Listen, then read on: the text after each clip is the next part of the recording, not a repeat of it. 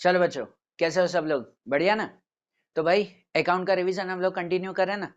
Account के revision में जो हमारा चैप्टर 6 रिटायरमेंट ऑफ पार्टनर उसका रिवीजन चल रहा था ना, उसके इलस्ट्रेशन चल रहे थे, जिसके अंदर 22 तक हमने इलस्ट्रेशन देखा था। इलस्ट्रेशन 22 वहां तक हमने समझा था। अब उसके बाद 23 और 24 वाला इलस्ट्रेशन आज हमें समझना है। भाई कल तक जो टॉपिक चल रहा था ना, वो टॉपिक हमारे कैपिटल मेंटेनेंस के थे कि भाई कोई एक पार्टनर रिटायर हो रहा है तो बाकी के पार्टनर्स, जो रिमेनिंग पार्टनर्स हैं, वो अपना कैपिटल न्यू रेशियो के अकॉर्डिंग मेंटेन करते हैं। कोई कैश ले आता है, कोई कैश ले जाता है। था कि नहीं ऐसा टॉपिक? तो आज भी वही टॉपिक है, 23 वाला इलस्ट्रेशन, जिसमें लास्ट वो टॉपिक हमें कंटिन्यू करना है।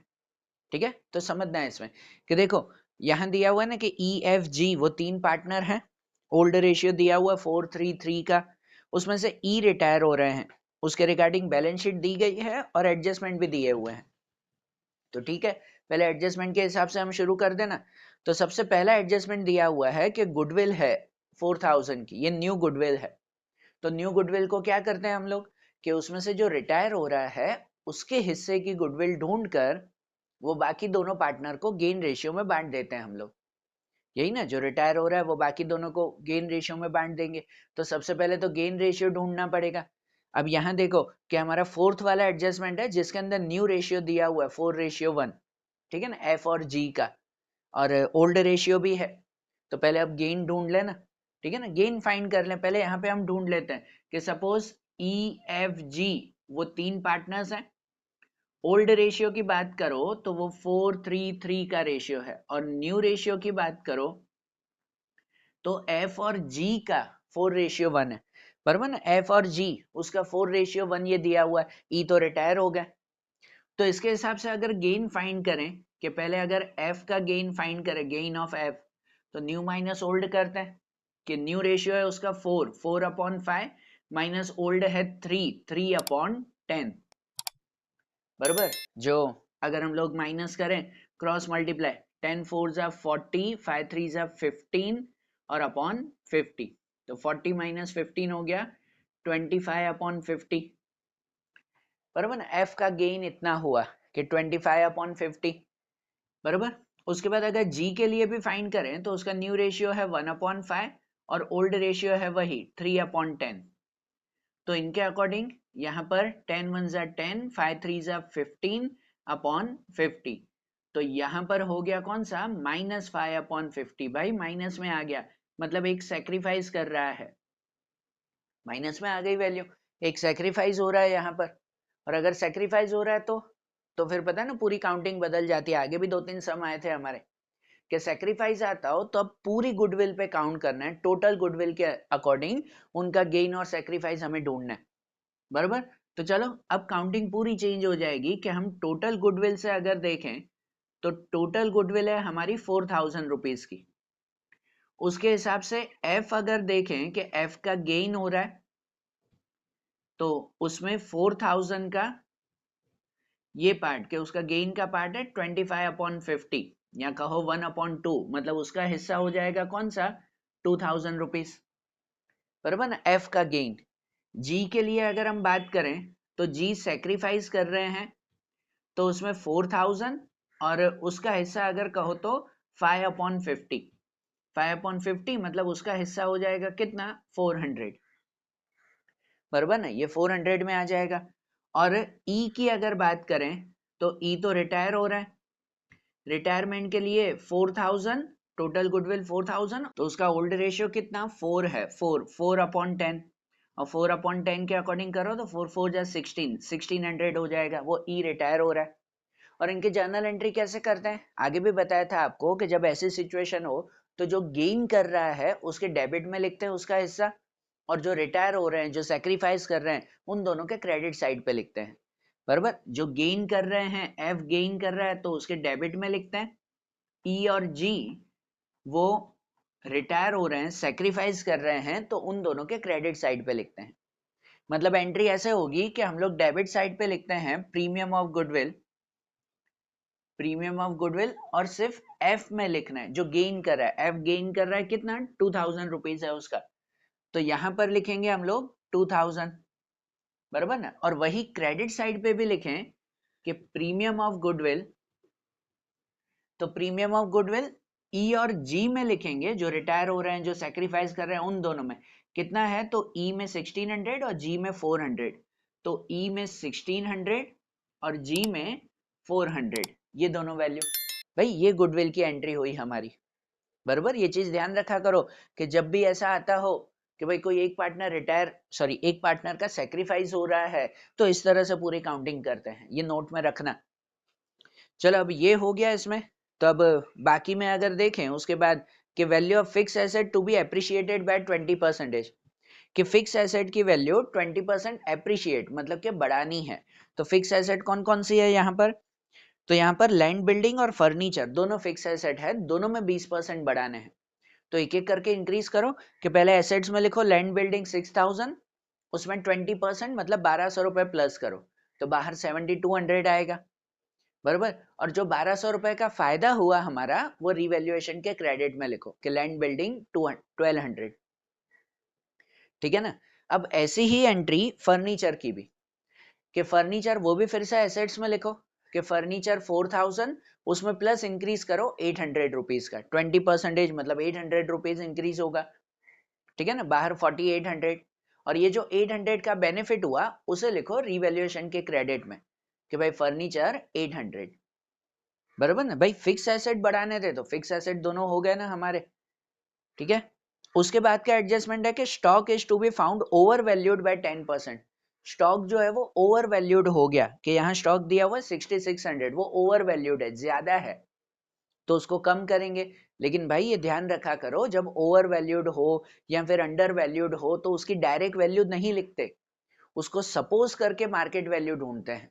ओवर वैल्यू का मतलब ये होता है कि उसकी बुक वैल्यू मार्केट वैल्यू से 10% ज्यादा हो गई है, बराबर। 10% ओवर वैल्यूड है मतलब कि उसकी बुक वैल्यू मार्केट वैल्यू से 10% ज्यादा है, तो हमें मार्केट वैल्यू ढूंढनी पड़ेगी। और वो मार्केट वैल्यू डायरेक्टली नहीं लिखते भाई, उसको सपोज करके ढूंढा जाता है। आगे भी रिटायरमेंट एडमिशन वाले चैप्टर में भी ये मेथड आती थी, और रिटायरमेंट में भी आगे एक दो सब में थी ये। तो ये ध्यान रखना कि ओवर वैल्यूड है तो मतलब उसकी मार्केट वैल्यू अलग से ढूंढनी है, ओवर वैल्यूड और अंडर वैल्यूड के लिए। डायरेक्ट नहीं कि ये 6600 दिया हुआ उसके 10% 660 आप लोग माइनस कर दो, वो गलत हो जाएगा। तो हम कैसे ढूंढेंगे, मैं स्टॉक के लिए यहाँ पे काउंटिंग कर रहा हूँ, तो उसको सपोज करके ढूंढते हैं। आपके एडमिशन में भी ये मेथड आती थी कि सपोज मार्केट वैल्यू जो है 100 रुपीज है, बराबर। सपोज मार्केट वैल्यू 100 है और बुक वैल्यू ओवर वैल्यूड है, बुक में ओवर वैल्यूड हो गई। ओवर वैल्यूड मतलब कि भाई प्लस करेंगे 10%, 10% ओवर वैल्यूड है तो वो प्लस कर दो, बराबर। तो कितनी हो गई, 110 हो गया बुक वैल्यू। बुक वैल्यू कितनी हो गई, 110। तो उसके हिसाब से कंपैरिजन रखते हैं हम लोग, या प्रोपोर्शनल मेथड अपनाते हैं कि बुक वैल्यू और मार्केट वैल्यू के लिए, कि जब बुक वैल्यू 110 थी तब ओरिजिनल मार्केट वैल्यू 100, जब बुक वैल्यू 110 तो मार्केट वैल्यू 100, तो जब बुक वैल्यू ओरिजिनल 6600 तो मार्केट वैल्यू कितनी, बराबर। कि बुक वैल्यू 66 है तो कितनी होगी मार्केट वैल्यू, ये प्रोपोर्शनल करते हैं। तो अब क्या करें, क्रॉस मल्टीप्लाई, कि इन दोनों का मल्टीप्लाई 6600 इंटू 100 और उसको डिवाइड बाय 110, 110 से डिवाइड करेंगे। तो कट अगर करें तो ये 0 0 कट, 6 जा, और यहां हो जाएगा 6000 रुपीज, मतलब के मार्केट वैल्यू 6000 रुपए की है, और जो बुक में दिया हुआ है 6600, मतलब के 600 रुपए हमें कम करना है। ओवर वैल्यूड हो गई ना, तो ओवर वैल्यूड कितनी हुई, 600 रुपए ज्यादा है, तो वो 600 रुपए कम करने पड़ेंगे।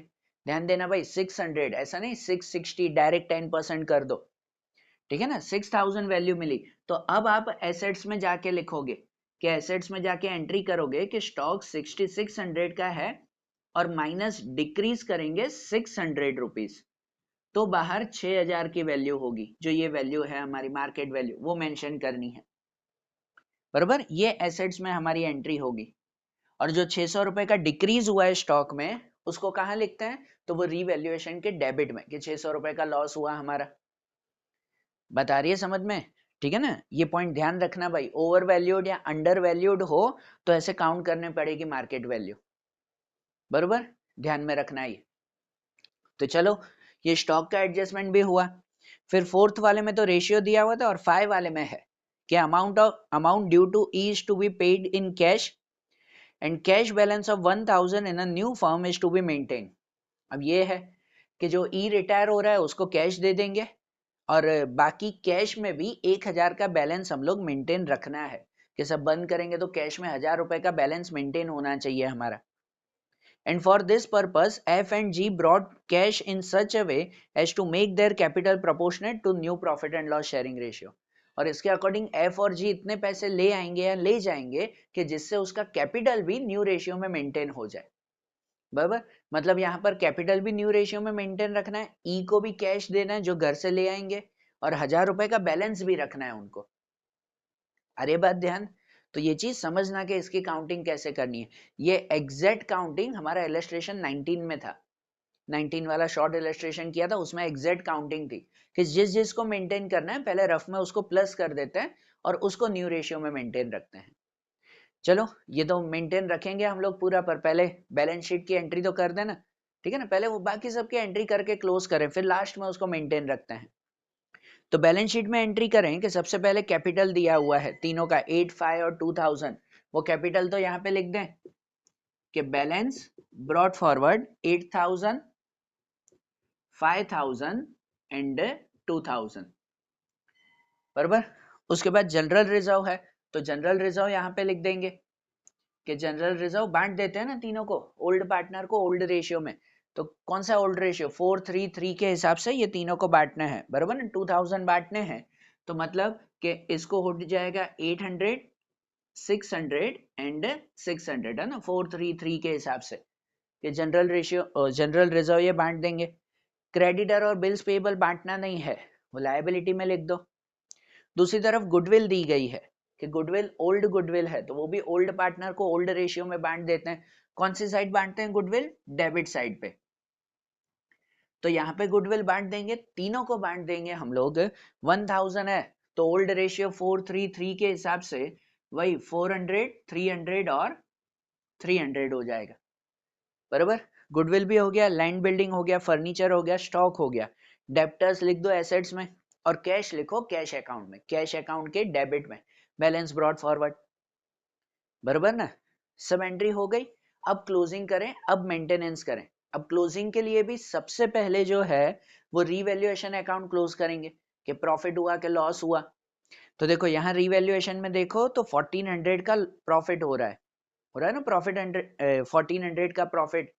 तो जो तीनों को बांटा हुआ है 560, 420 और 420 में, बराबर। जो आगे ट्रांसफर करें कैपिटल में, तो यहाँ प्रॉफिट रीवैल्यूएशन के डेबिट में है तो यहाँ पर लेकर आएंगे क्रेडिट में डिविजिबल प्रॉफिट, कि डिविजिबल प्रॉफिट वो तीनों को दे देंगे कितना, 560, 420 और 420, कि 560, 420 एंड 420, बराबर। अब करना है कैपिटल मेंटेनेंस।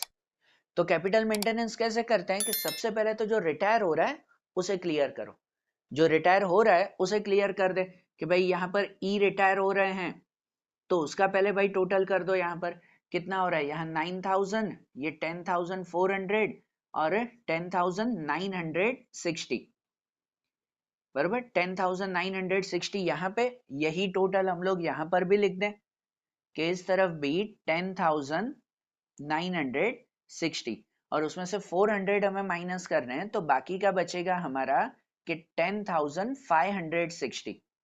ये 10560 कैश करके लिख देंगे हम लोग, बराबर। यहाँ क्लियरली दिया हुआ है ना कि भाई उसको जो है वो कैश पे करना है। फिफ्थ वाला एडजस्टमेंट में है ना कि amount due to E is to be paid in cash, कि ई को कैश पे कर देना है तो ठीक है, यहाँ पे कैश अकाउंट करके लिख देंगे कि ये 10560 उसको पे हो जाएगा, बराबर। और दूसरी एंट्री कहाँ, कैपिटल के डेबिट में लिखा ना, तो वही हम लोग कैश के क्रेडिट में लिखते हैं। कैश के क्रेडिट में ई कैपिटल अकाउंट 10560, बराबर ना। वो क्लियर हो जाएगा कि भाई उसको पे कर दिया हमने, ठीक है। अब बाकी दोनों को मेंटेन करें तो बाकी दोनों का कितना कैपिटल मेंटेन करना है पता है, कोई नंबर दिया हुआ है इसमें कि दोनों को जो है वो 1 लाख रुपए मेंटेन रखना है या पुराना कैपिटल था वही न्यू में मेंटेन रखना है, कुछ ऐसा है नंबर? कुछ भी नहीं। और कुछ नंबर ना हो तो पहले रफ में दोनों का कैपिटल फाइंड करते हैं ना भाई। दोनों का कैपिटल पहले रफ में ढूंढना पड़ेगा कि कितना कैपिटल है, वो मेंटेन रखेंगे। तो रफ में अगर ढूंढे ना एफ के लिए, तो एफ का इस तरफ का टोटल आएगा 5000 6000 के 6020, और 6020 में से ये 2300 अगर हम माइनस करें कि 2300, तो कितना बचेगा यहाँ पर बचेगा हमारा कि 5 में से 2 3720। मतलब एफ का कैपिटल ऐसा ही ना, जो उसे मेंटेन करना है पहले रफ में ढूंढेंगे कि इस साइड का टोटल करके यहाँ का माइनस एफ के लिए खाली, तो बचा 3720। ऐसे ही जी के लिए भी अगर ढूंढें तो इस तरफ का टोटल 2 और 3420 कि 3420 उसमें से 300 माइनस करने हैं, तो वो हो जाएगा 3120 कि जी का कैपिटल मेंटेन रखना है कितना 3120 बराबर। कि ये दोनों का कैपिटल पहले रफ में ढूंढ लिया। अगर प्लस करें इसका तो प्लस कितना आ जाएगा कि यहाँ पर प्लस हो जाएगा 6840 रुपीज बराबर ना। ये उनको कैपिटल है जो न्यू रेशियो में मेंटेन रखना है बराबर ना। इतना कैपिटल उनको न्यू रेशियो में मेंटेन रखना है बराबर। इसके अलावा क्या मेंटेन रखना है कि जो ई को कैश दिया है वो भी वो दोनों न्यू रेशियो में लेकर आएंगे। जो जो न्यू रेशियो में रखना है ना पहले साइड में प्लस कर ही देते हैं कि भाई ई को कैश देना है। कितना कैश देना है 10,560, वो भी न्यू रेशियो में।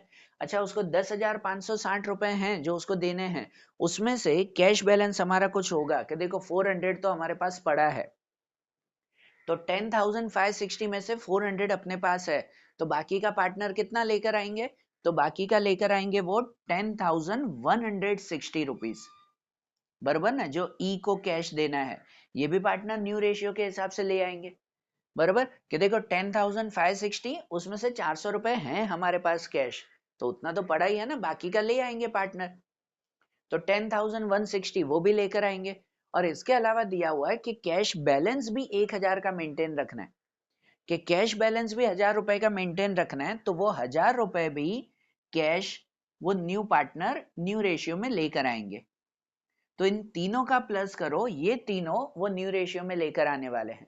जो तीनों का अगर प्लस करें तो कितना हो जाएगा, यहाँ पर ये भी 0, ये 8 और 18,000 हो जाएगा भाई।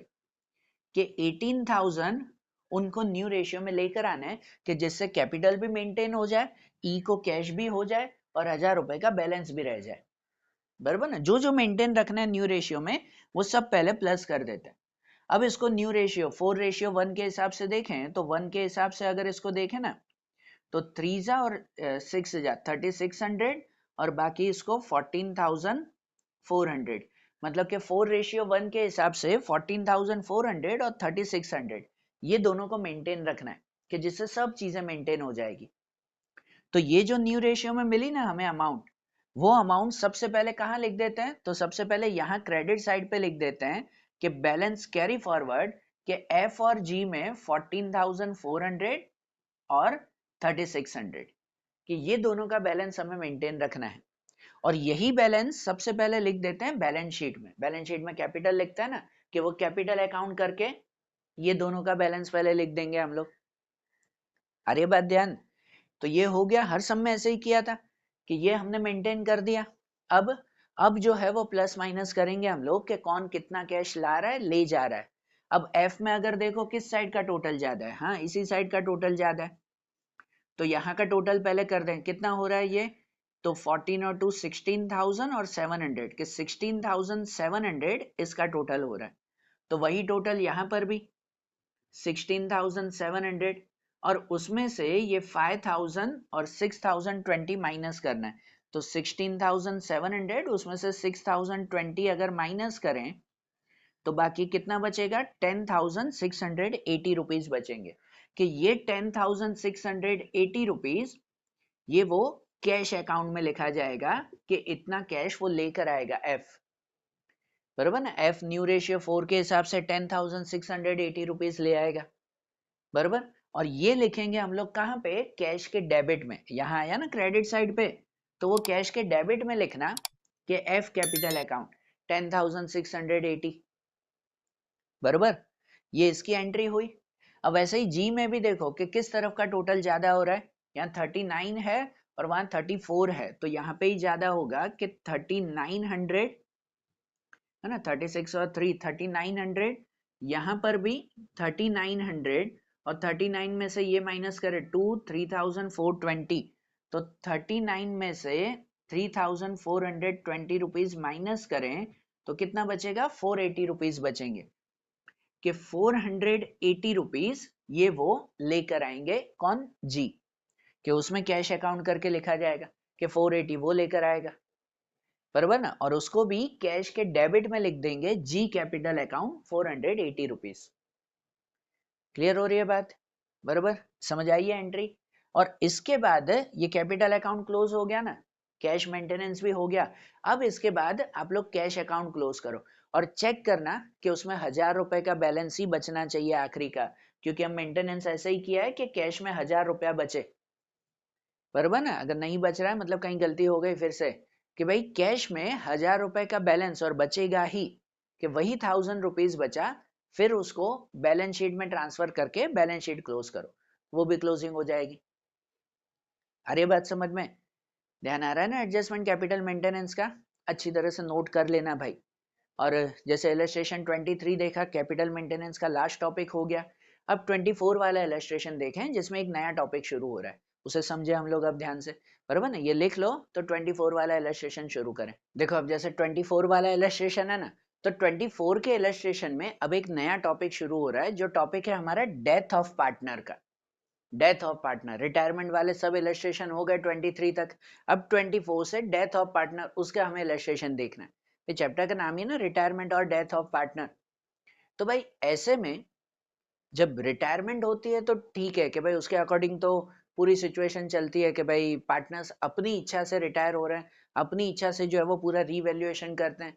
लेकिन जब डेथ हो जाए तो डेथ तो भाई सडन डेथ होती है, सबसे पहली चीज तो वो होती है कि भाई इसमें तो डेट के चेंजेस आते हैं, बरोबर ना, कि जैसे रिटायरमेंट होता है तो रिटायरमेंट हमेशा मार्च एंडिंग में होती है, भाई साल खत्म हो रहा है, पार्टनर पूरा साल निभाकर फिर चला जाएगा, फिर वो रिटायर हो जाएगा।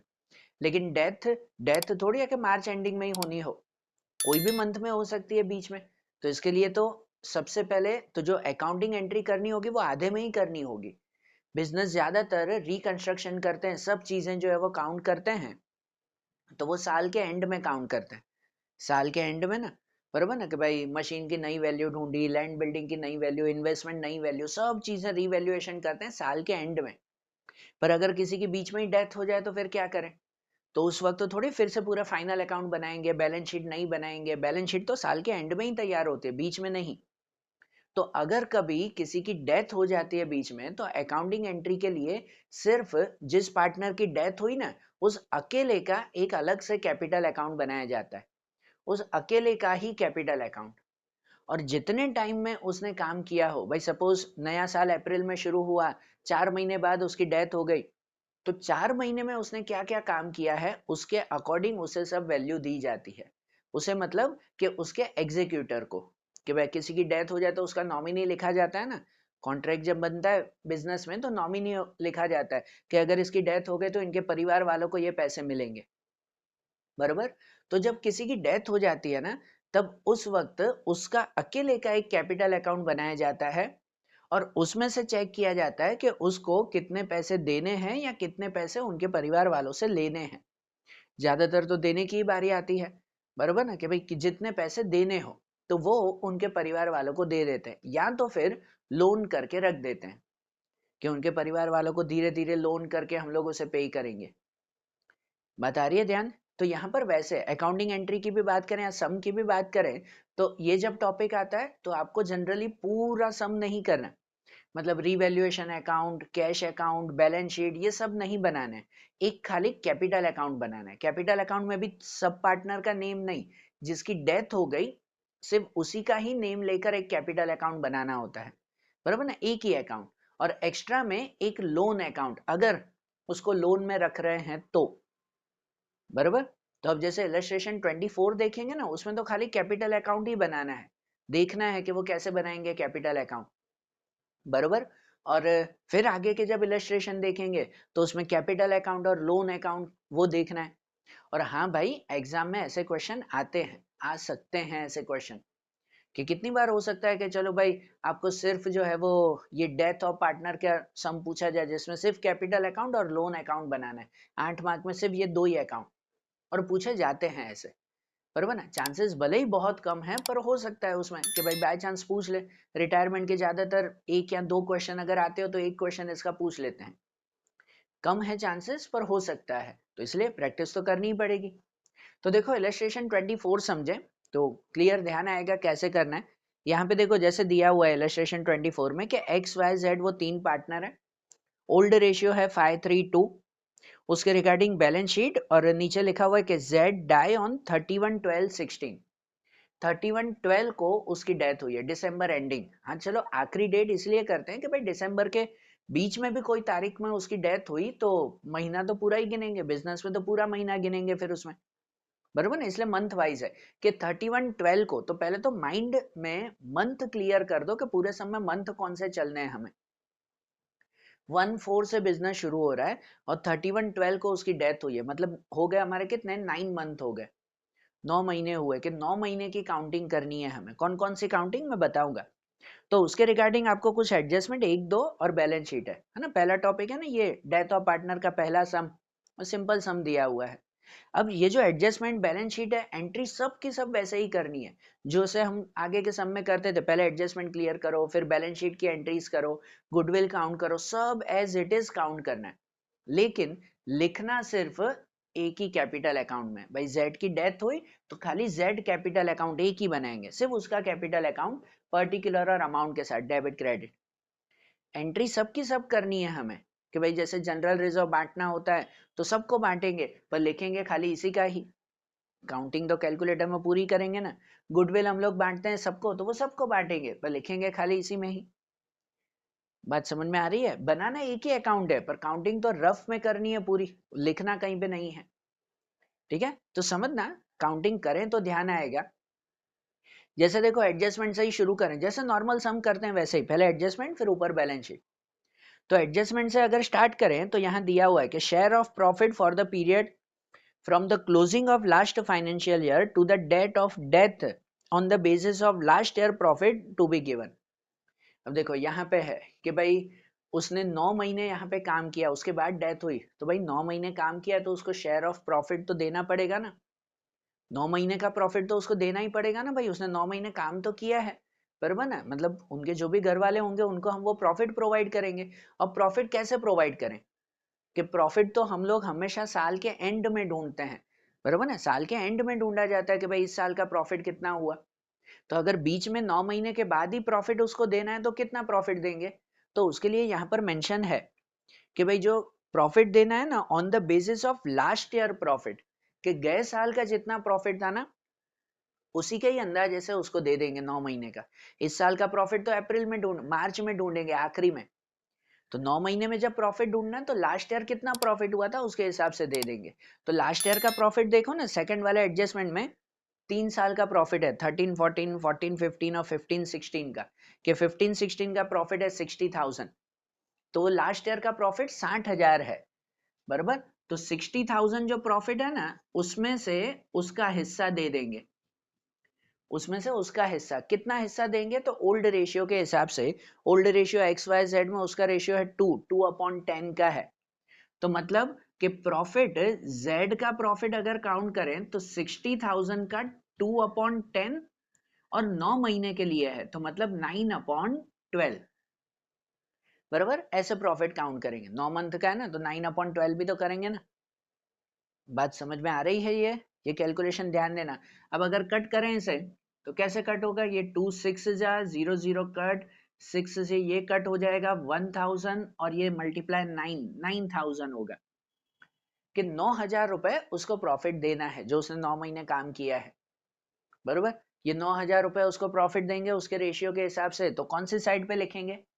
चलो कैपिटल अकाउंट में एक सीधा सा याद रखना हो कि कौन सी साइड पे क्या लिखे, तो पहले चैप्टर से हम पढ़ते आ रहे हैं कि कुछ भी पार्टनर को दे रहे हैं, whatever given to partner, वो क्रेडिट साइड पे लिखते हैं हमेशा, and whatever taken from partner, जो भी पार्टनर से लेना है वो सब डेबिट साइड पे लिखते हैं।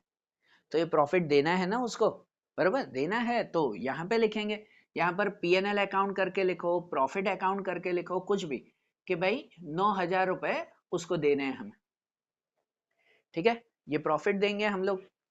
फिर उसके बाद सेकंड एडजस्टमेंट में है कि goodwill of the firm is to be valued on the basis of twice of average profit of last 3 years, और लास्ट 3 इयर्स के प्रॉफिट दिए हुए, भाई गुडविल भी तो देने हैं ना, कोई भी रिटायर होता है या डेथ भी हो रही है तो उसके हिस्से की गुडविल तो उसको मिलेगी ना, बराबर। और गुडविल कैसे ढूंढनी है कि twice the average profit of last 3 years, पिछले 3 साल का जितना एवरेज है उसको डबल, तो 3 साल का एवरेज करें ना, 60 70 60 दिया हुआ है, तो यहाँ पे अगर रफ में एवरेज प्रॉफिट अगर ढूंढें तो कितना कितना, सॉरी 80 70 और 60, तो 3 साल का एवरेज 80,000 70,000 और 60,000 डिवाइड 3, 3 साल का एवरेज डिवाइड 3, तो कितना हो जाएगा 21 डिवाइड 3, तो 70,000 ही होगा।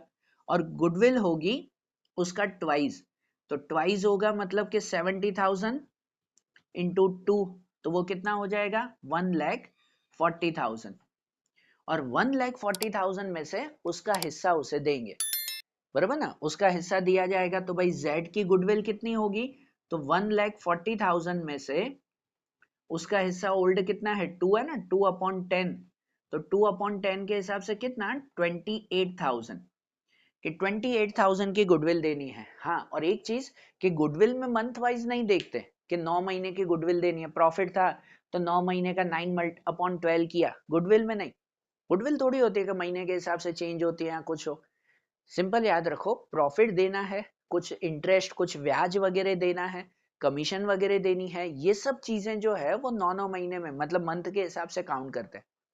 गुडविल देनी है, कैपिटल देनी है, ये सब थोड़ी कोई मंथ के हिसाब से होता है, गुडविल तो वैसे भी बिजनेस का नाम है, उसे तो पूरा ही दिया जाएगा कि 9 महीने की गुडविल अलग से निकाल के देंगे। प्रॉफिट, इंटरेस्ट, ये सब चीजें मंथ वाइज काउंट करते हैं, ये चीजें नहीं, तो ये तो 28,000 उसे गुडविल देंगे। अच्छा, बात ऐसे होती है, हम जब लॉन्ग सम करते थे तो ऐसे काउंट करते थे कि जो भी रिटायर हो रहा है तो उसकी गुडविल काउंट करके बाकी दोनों को गेन रेशियो में बांटते थे ना यहाँ पर, कि भाई एंट्री कैसे करते थे, जो रिटायर हुआ उसके क्रेडिट में लिखते थे और डेबिट साइड पे बाकी दोनों को गेन रेशियो में बांट देते थे हम लोग, यही करते ना। अब यहाँ पे बाकी दोनों का तो हम अकाउंट बना ही नहीं रहे हैं, तो आप गेन रेशियो में नहीं बांटोगे ना तो भी चलेगा। हमारी टेक्स्ट बुक में कैसे दिया हुआ है कि टेक्स्ट बुक में ये 28,000 फिर गेन रेशियो में बांटकर यहीं पे ही डिस्क्राइब किया हुआ है, करो वो डिस्क्राइब तो भी ठीक है, बाकी डेथ के वक्त गेनिंग रेशियो नहीं ढूंढोगे तो भी चलेगा, खाली हिस्सा ढूंढना है कि उसके हिस्से की गुडविल कितनी है, और वो क्रेडिट साइड पे पूरा लिख देंगे। हम लॉन्ग सम में ऐसे ही ना कि क्रेडिट साइड लिखते थे और डेबिट साइड पे गेन में बांटते थे, पर जब हम बना ही नहीं रहे हैं उसका तो भले वो गेन रेशियो ढूंढने की जरूरत नहीं है कि 28,000 गुडविल देनी है, तो यहाँ सीधे लिख देंगे premium of goodwill, new goodwill ही है ना वो, तो कि प्रीमियम ऑफ गुडविल वो 28,000 हो जाएगी।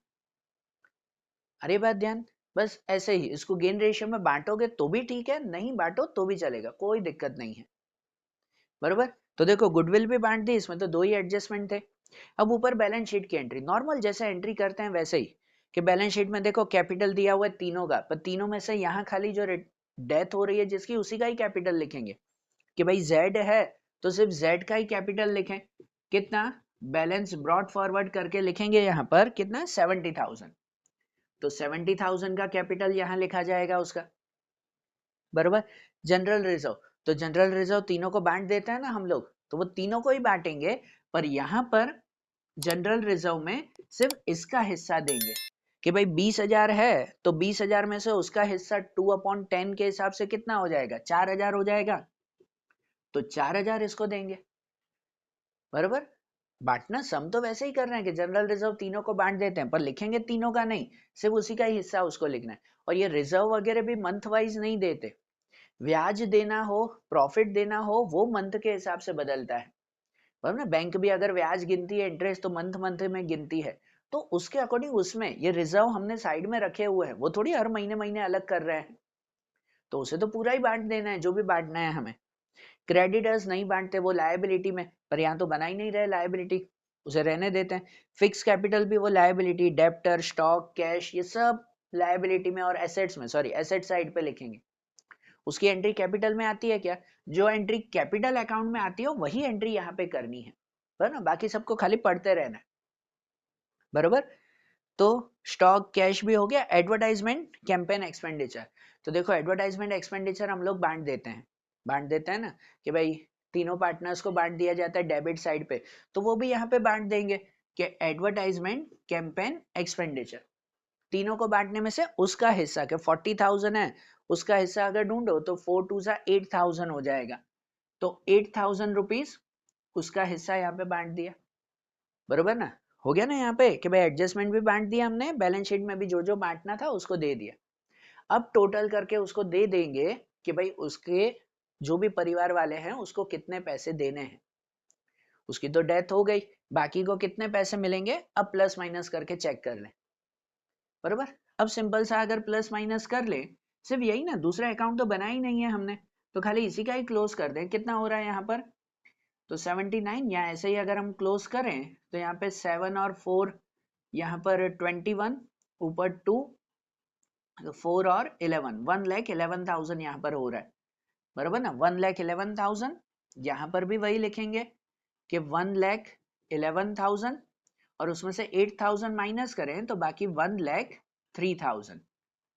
ये 1,03,000 कैश में या तो लोन में या और कुछ ना हो तो भाई यहाँ पे जैसे दिया हुआ है जेड एग्जीक्यूटर अकाउंट, एग्जीक्यूटर मतलब उनके परिवार वालों को दे देंगे।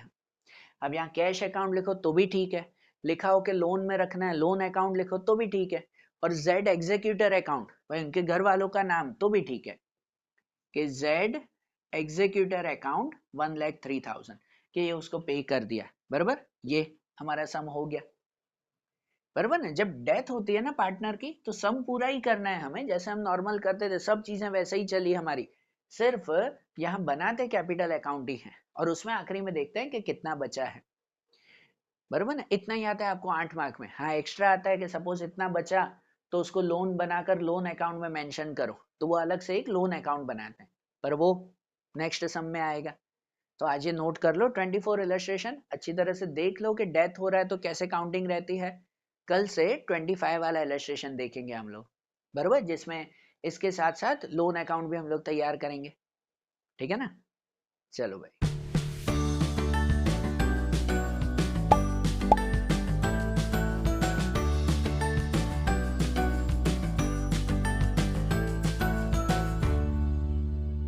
Thank you.